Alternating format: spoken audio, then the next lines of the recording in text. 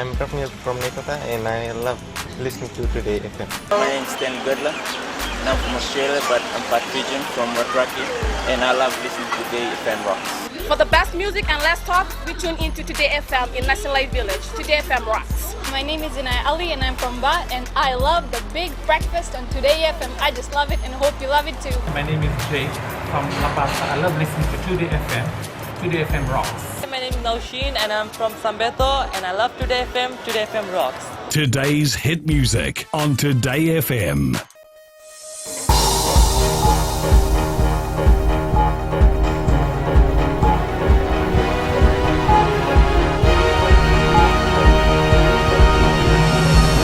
I'm Jackie Spade. This is FBC News. Tonight, Prime Minister Vorenge Bainimarama hits out at laxity in civil service. North Sugar farmers get peace of mind after PM visit. And Fiji Revenue and Customs Authority takes on new regional role.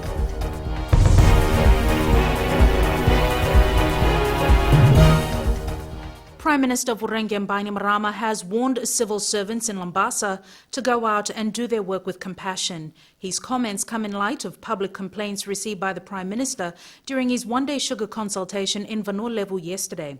Eleanor Turangaivu with this report. Prime Minister Vorenge Bainimarama and his team from Suva conducting these sugar consultations in Lambasa and Senganga yesterday were overwhelmed with the amount of complaints they received. All the places that we've been to since we've started, and we've seen hundreds and hundreds and hundreds of people. We've never been inundated with questions and issues like we have today. In Senganga and of course here. It tells me that we are really not going out. The complaints were not only centered on sugar issues, but other issues as well, mostly against the services of civil servants and infrastructure problems. Bainimarama says he has received reports of some civil servants telling the public that the government has no money to carry out water or road projects. I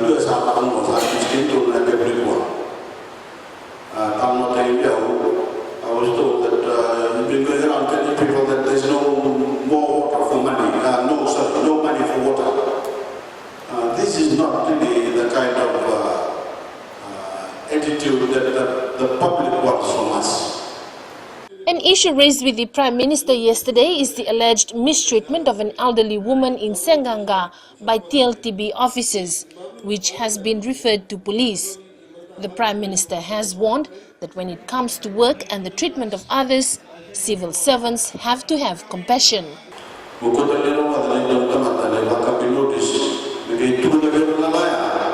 I don't care who the Prime Minister is. That's not the kind of language you use, you give to the people. Because I am the people's Prime Minister, whether you like it or not. After speaking to the civil servants last night, Prime Minister Vorenge Bainimarama was then assured by the Commissioner Northern, Chobesa Bodea, that civil servants in the Northern Division will now pull up their socks to better service the people to the expectation of the Prime Minister and the government of the day. Eleanor Turangaivu, FBC News. Hundreds of cane growers met with Prime Minister Vorenge Bainimarama and Minister for Economy Ayaz Said Qayyum to air their grievances. As Eleanor Turangaivu reports, the sugar consultations were held at the Senganga Community Hall and the Lambasa Civic Centre. The crushing season, which is in full swing, has seen numerous problems and issues for cane farmers crop up. The Prime Minister's visit to consult farmers on changes looming in the sugar industry was an opportune time to raise the issues. His first stop in Vanua-Levu yesterday was at Senganga. The labor shortage, this is now becoming one of the biggest problems for the farmers. Young people who are not qualified and used to cut cane are now going to jobs in supermarkets, in other jobs, because they get better pay. that this is one of the most affected area where the cutters do not want to cut cane because it is far from the mill. We don't have any tap water supply here. We don't have electricity or power supply here. At the Lambasa Civic Center, the Prime Minister was met with over 200 cane farmers, each wanting a piece of his time to share their concerns and problems they are facing in the industry. Is the government willing to guarantee a minimum price of cane to be not less than $85, by which the growers will be able to sustain their profit or their income? Okay, bagi waktu menjadi besar di nakawai sana. And from my side, our research sector, there is a major problem with the cane harvesters. According to the Prime Minister, most of the issues raised during the 2 consultation sessions here in Lambasa are the same ones that were raised in Viti Levu. These include the cane payment system, payment of grant, cane transportation system, the high cost of harvesting cane, the issue of stray animals damaging cane farms, as well as the effect on droughts on these farms. He has then assured cane growers that the Sugar Ministry, along with FSC and other stakeholders, will work very quickly to resolve these issues. Eleanor Turangaiviu, FBC News. Cane growers will soon benefit from new initiatives from the Ithauke Lands Trust Board and government. Prime Minister Vurenge Bainimarama announced in Senganga yesterday some initiatives they will be undertaking over the next few months to help cane growers. Eleanor Turangaiviu again with this report. The Ithauke Lands Trust Board and the Lands Department have been directed to ensure that for all leases that are expiring, the leases must be told 5 years in advance whether the lease is to be extended or not renewed. No longer will you be in danger of finding out just before the lease expires that you have to leave. This gives you certainty and enables you to make proper plans to find somewhere else to live. As chair of TLTB, Bainimarama also announced that they have set aside $500,000 to be matched by another $500,000 from government to assist tenants who are disadvantaged, are behind in their rent, and are facing financial hardship. This includes the elderly without pensions, who are ill, tenants of all ages with chronic illness, those who have lost their jobs, or those with disabilities. There is specific assistance for elderly cane farming tenants above the age of 60 with no other source of income other than cane proceeds. We will pay their leases for them. TLTB has also agreed to set aside $1 million to assist those people who hold leases and have been affected by Tropical Cyclone Winston. This will go towards the payment of their leases. As well, government is giving $9 million to those farmers whose farms were damaged by Tropical Cyclone Winston. More details on these assistance will be made available in the coming weeks. Eleanor Turangaiviu, FBC News. The Fiji Revenue and Customs Authority will now be coordinating the customs administration in the Pacific with the opening of the World Customs Organization Asia Pacific Regional Office in Suva. This comes as FIRCA Chief Executive Officer Viswanath Das was announced as the Vice Chair for the World Customs Organization Asia Pacific Region. Rachel Nath reports. The Vice Chair for the World Customs Organization Asia Pacific, Viswanath Das, says with a new role in hand, the focus will be border securities in our region. And of course, integrity is an integral part of the whole customs family, the World Customs Organization. And the fight against corruption remains an important task that will be undertaken over the years to come. We are committed ensuring that our region is all coordinating and collaborating to fight the common issues, the challenges that we have in the region. Secretary General Kunio Mukaria says this is a great platform for economies in the region as it ensures connectivity. Now we would like to look at island economies, how we can identify vulnerabilities and bottlenecks and challenges, and how best we can respond. Meanwhile, Economy Minister Aya Sayat Kayum says this is a great opportunity for Fijian customs staff. It gives us a lot of opportunities. Of course, gives our staff a lot of exposure that it does require to not just in terms of capacity building within Fiji and within the Pacific region itself, but also with its international partners.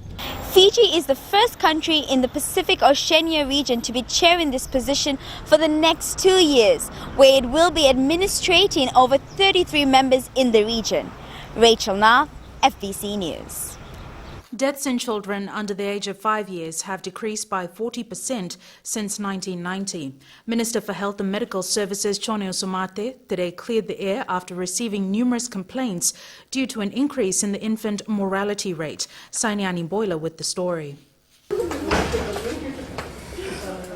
Health Minister Chone Usumate says there has been a perception created over the past few weeks by different commentators that there is a crisis due to the increase in baby deaths. I want to assure the public and the media today that the data, when you look at all the statistics that we have, the data is showing that Fiji has reduced the number of deaths in children less than 5 years of age from 27.8 per 1,000 live births in 1990 to 16.6 1,000 live births in 2015. Usumate says this is a positive sign, showing that we have a healthcare system that continues to improve in saving lives. I, as Minister, commit to make sure that these improvements continue to happen. And as Minister, working with the Acting Secretary, we will make sure that all the workers in the Ministry of Health make sure that they're able to continue that improvement, because that is their role. The Health Minister ensures that every complaint regarding the Health Ministry is dealt with, as they are making every effort to get to the bottom of each and every complaint. He adds no country in the world has zero maternal mortality rate. Sainiani Mboila, FBC News. Coming up on FBC News, the Fijian Elections Office to publish all provisional polling venues and maps for the 2018 general elections. And Fijian Media Association elects new office bearers. Stay with us.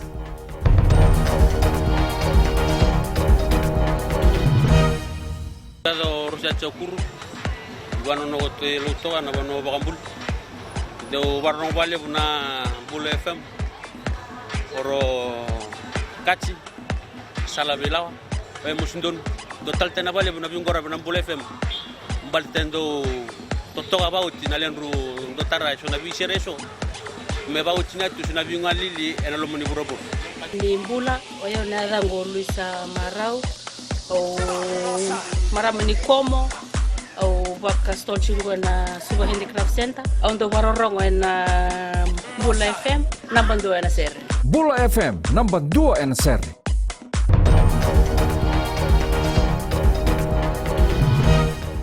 Welcome back. This is FBC News. The Fijian Elections Office is expected from this weekend to publish all provisional polling venues and maps of different divisions for the 2018 general elections. This has been confirmed by Election Supervisor Mohammed Saneem as the build-up for the electoral process begins. Akusita Tale reports. Things are moving fast for the country's elections office as preparations begin for the next general election. Electoral Commission Chairman Chen Banyang says they had a limited time to prepare in the last elections, but things will be different this time around. Now, in 2014, the Electoral Commission had to carry out expedited approval due to the short time frame that it had and was constrained to work under. Now, for the 2018 elections, we had more lead time. Election Supervisor Mohammed Saneem says from Saturday they will publish the list of more than 1,000 temporary polling venues for the public. We anticipate that we will be able to publish all the provisional venues by division, and in the papers we will also try and publish the maps by the division with all the locator pins on it. It might not look like a locator pin, it might be dots in different colors. Yang says they're working together with the Elections Office to ensure that the electoral process improves from 2014 to make it more accessible for all Fijians. We've been having progressive reports from him as we meet on where he's heading, what direction he's heading, and this is one of the initiatives. We're pleased to support it, and we think it's good that he's done it well in advance so that we don't have to have that same concern that we encountered in 2014. So far, more than 600,000 Fijians have been registered for the next elections, and the numbers are expected to rise. Akosita Tale, FBC News. President Major General retired Tiochi Konrote is urging health professionals to walk the talk when it comes to fighting non-communicable diseases. Addressing staff and students at the College of Medicine, Nursing and Health Science, he made several suggestions for action, such as declaring a tobacco-free workplace and a ban on unhealthy food being sold or consumed at all health facilities. Maggie Boyle with the story. NCDs are killing Fijians, contributing to 80% of deaths and the unenviable number 2 spot in the Pacific with the highest rate of NCD-related deaths. Essentially, this means that Fijians are dying young. President Tiochi Konrote is Fiji's advocate to eliminate NCDs, and to do this, he says, everyone must walk the talk. I appeal to you for all of us today to lead by example. I cannot imagine encouraging the public to make the right dietary choices and exercise daily if you and I do not do that ourselves. A diabetic for the last 15 years, Fiji National University's Vice-Chancellor Iqbal Janif concurs. FNU is now establishing some wellness parks. The first one will be established at the College of Engineering, Science and Technology at the Derrick campus. According to WHO, a Fijian is daily facing an amputation because of diabetes. What's even more bleak is, according to the World Bank report, if we don't do anything to deal with NCDs, we can expect an economic blowout of over $400 million by 2030. Maggie Boyle, FBC News. The Fijian Media Association elected a new executive committee at its annual general meeting last night. The association now aims to raise the standard of journalism and bring about unity in the industry. Ritika Pratap with the story. Journalists from various media organizations gathered at the FBC car park to elect a new committee. The challenge now is to take the association into the future. The media, as you know, has been divided for quite a long time. That's quite clear to everybody. The chance now is to heal, to unify, and that we can start focus on the development of journalism and the media in Fiji. Nemani Dalembetiki of the Fiji Sun is the new president, while Eleanor Basilala of the Fiji Times is vice president. Stanley Simpson of Business Melanesia remains the general secretary, and Margareta Komai of PINA is the treasurer. The new president-elect applauded the work of former executives. They've, under the circumstances, they have been able to, keep the association going until now. They've gone through some difficult times, but I think today the turnout today was quite extraordinary. And so to me, that augurs well for the future. Dalembetiki says he will work towards unity among journalists. The common interests that bind us as journalists. And that's the way we will unite everybody, whether you work for the print media or for the television or radio. We have, as journalists, there are common, we have common interests. Executive members will meet tomorrow to look at outstanding issues. Ritika Pratap, FBC News. Winners from the 2016 Hibiscus contest will feature in a new movie to be filmed in Fiji later this year. Dreams Production from New Zealand has signed an agreement with the Hibiscus Events Group to cast at least 2 winners from the pageant. Producer Dr. Rachel Singh says they're hoping to find talent for leading roles in the movie called Gangster. We are very glad we did this, and I'm really looking forward for the winners to be part of our production. And hopefully it all go well with Hidesh. He's done a wonderful job. And Linga, I'm sure Hibiscus being in the 60th year, it's a great thing. I've learned a lot of things about Fiji in the last year I've been traveling. And I'm looking forward for our next film, which is called Gangster, to be shot very soon in Fiji once again. The company has already filmed 1 film in Fiji called Feeling Lucky, which will be released here in September.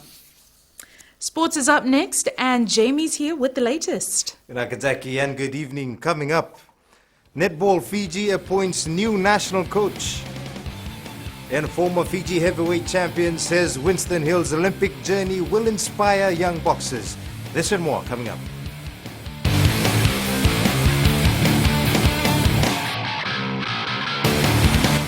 Bula, I'm Dori from Nasinu Market. My choice is simple, Gold FM. Only the classic hits. My name is Yvonne. I'm from Nandi. I love Gold FM, only the classic hits. Sayandra, my name is Sunny. Only the Gold FM at Golden Point Resort, Raki Raki. Hi, I'm Anna of Nasinu. When it comes to a radio, my choice is always Gold FM. Only the classic hits. My name is Anna and I'm from Nandi. I love listening to Gold FM. Gold FM, only the classic hits. Gold FM, only the classic hits.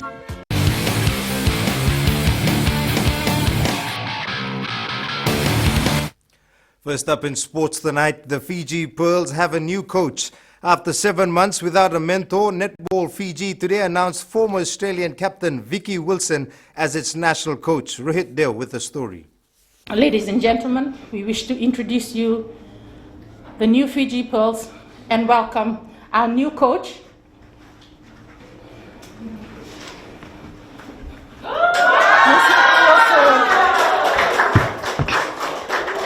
A warm welcome for a coach who played for Australia for more than 15 years. Vicky Wilson already laying out the platform of why she is here.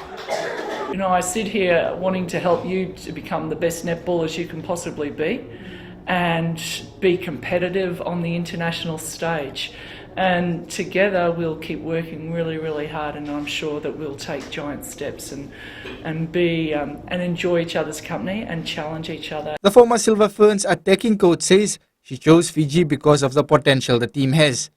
I've always had an interest in where netball's at, and I love challenges. I love working with teams where you can make a difference.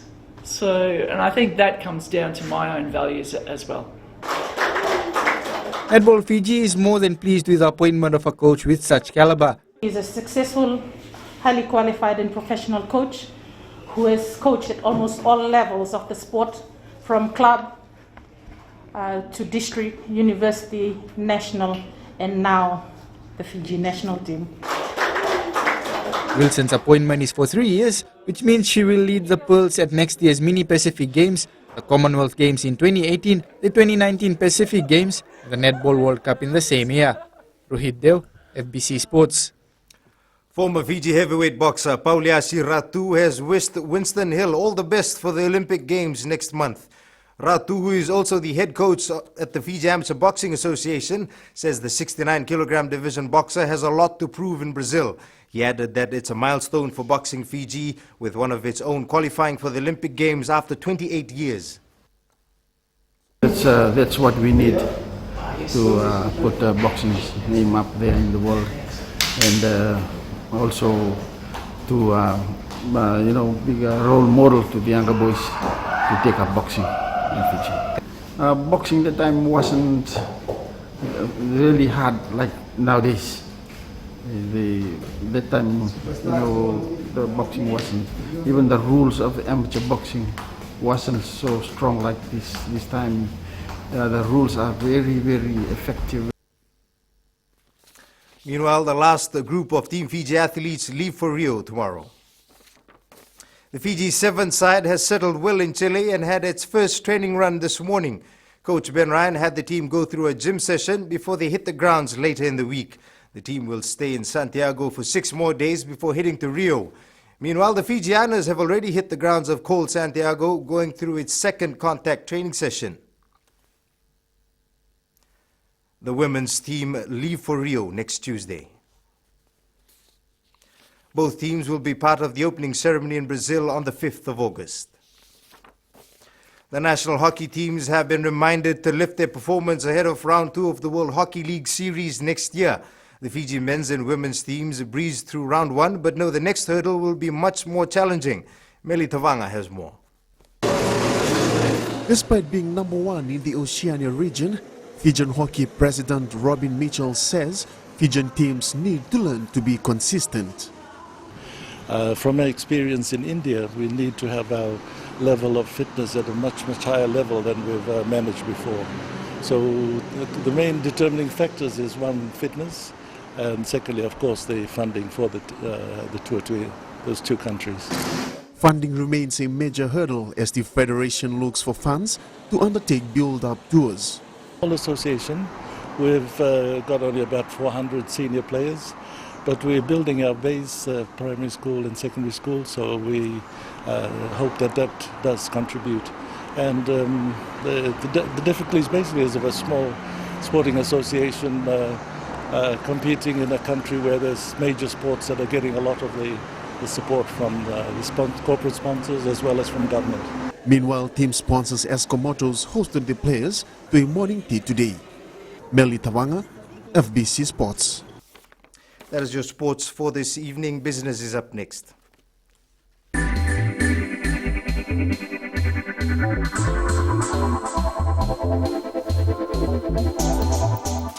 The 2016 Digicel Bulla Festival in the jet-set town of Nandi is the first festival in the district following the devastation caused by Tropical Cyclone Winston in February this year. However, as Ellen Stalls explains, this has not stopped people from coming out and enjoying themselves at the famous park. For more than 15 years, Tony and his wife have run a barbecue stall at the Bulla Festival. The couple, who travel all the way from Lautoka, say it's worth it because of the amount of profit they're able to rake in. I thought after Winston things gonna be slack, but it's really busy. It's good. People enjoy coming here buying the food. It was really busy. However, some stall owners at this year's festival do not feel the same way, claiming that business is not as it used to be. It's not very good because when we was walking before it was a bit good, but now it's a bit very slow. So we like to have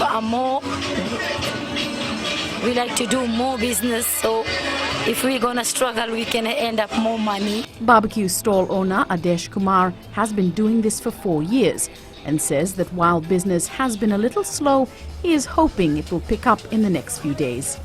Nandi is good place, eh? All the people, Saturday, Sunday, Friday, Saturday, very busy. The crowning of Miss Mbula is the highlight of the festival.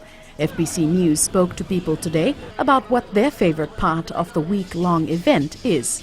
And it's a festival, like it's 1 year, people gather together. My favorite part is coming to eat barbecue. Oh, it's just like a food, I like food, the barbecue here. And it's good to have shopping over here in Bulla Festival, Nandi. It's the food, which especially the Indian foods, the sweets. My favorite part is enjoying the people of Nandi here and enjoying the food too.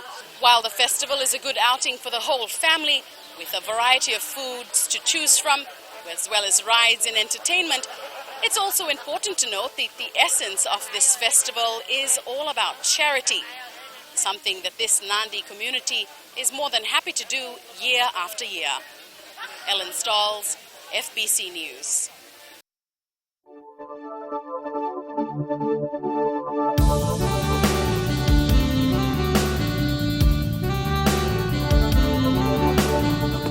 Fine weather was experienced over most parts of the country today. Lautoka, Bai and Lambasa were the warmest at 31 degrees, while Nandi was on 30. The rest finished the day on 28 degrees. For tomorrow, fine apart from isolated brief showers about the eastern parts and interior of the larger islands, cool at night. And the further outlook is for Saturday. It's for fine weather apart from isolated brief showers about the eastern parts and interior of the larger islands, cool at night. Recapping the main stories for tonight, Prime Minister Vurenge Bainimarama has hit out at laxity in civil service. North sugar farmers get assurances from the PM, and Fiji Revenue and Customs Authority takes on new regional role. For these stories and others, you can tune in daily to our sister radio station Gold FM. On to our poll question for this week, we are asking, can any other sports apart from rugby sevens win an Olympic medal? To answer, visit our FBC website.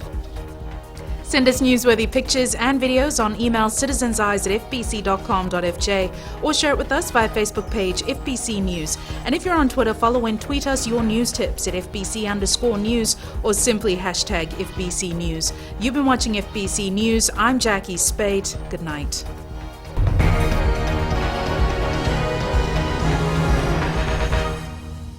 मैं हूँ रेहान खान कुरबो तालेबू के जैसे festival A grade है कुरबो में उसी तरह मिर्ची FM number 1 है कुरबो में एलिन लटुका में मिर्ची FM को लॉक कर दिया जाए मिर्ची FM इट्स हॉट हम नकाशी से साइमान है हमारा फेस्टिवल जैसे नंबर 1 है वैसे मिर्ची FM नंबर 1 है माय नेम इज दिनेश हम नैंडी में काम करता है स्लीपिंग जायंट जिपलाइन में और मिर्ची FM is hot I like it Mirchi FM, it's hot.